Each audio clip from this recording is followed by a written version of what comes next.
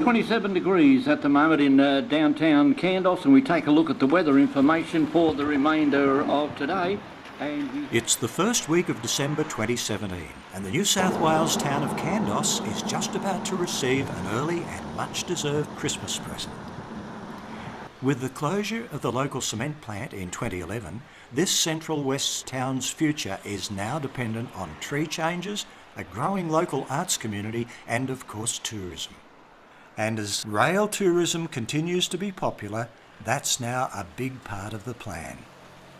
Once a busy hub of activity for the town's workers and their families, Kandos Station, seen in this 1935 photo, now lies deserted and hasn't seen a freight train for decades.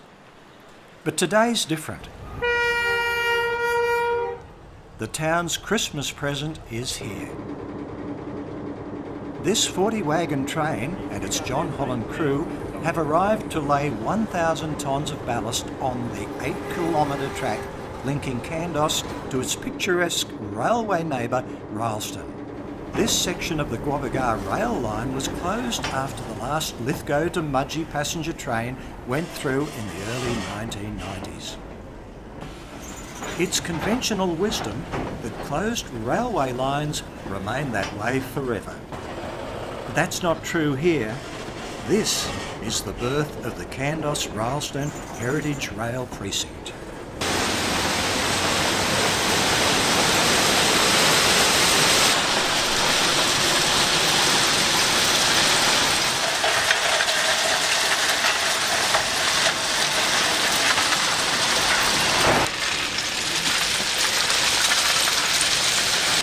Lobbying by local townsfolk, Kandos Museum and others over the past year successfully gained significant state government funding for the heritage project.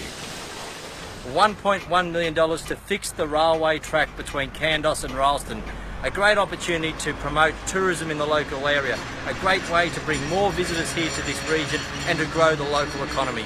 I received a petition of over 1,200 people, and now I'm here today announcing the delivery of this important project for this community.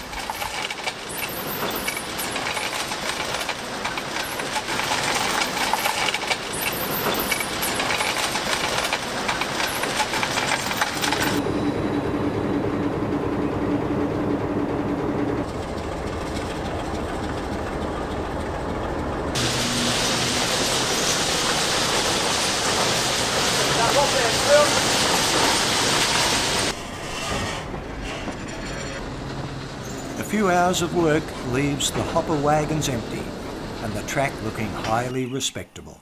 A great improvement on the derelict line that once didn't have a future.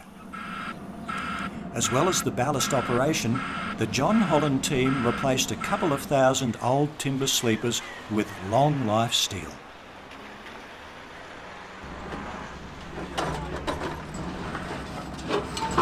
I think it's fantastic. I think it's going to bring real value back to Kandos and Rylstone. We're hoping that we can really drive forward the visitor economy through this announcement. And I've got to say the local member, Paul Toole, has been fantastic support in this. And we've had support, of course, from the local councils, both Mid-Western Regional Council and Lithgow Council. But Paul has really taken this and driven it forward, and he's done a fantastic job.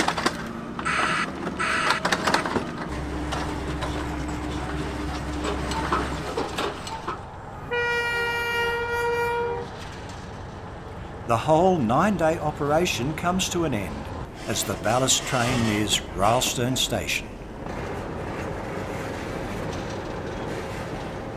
The team's now off to Tamworth, but some will return as 5 years of line maintenance were included in Paul Toole's announcement. Of course, this track work was just the start. Joint venture partners Kandos Museum and Lithgow State Mine Railway now have to organise weekend trains from Lithgow to run on the new heritage line.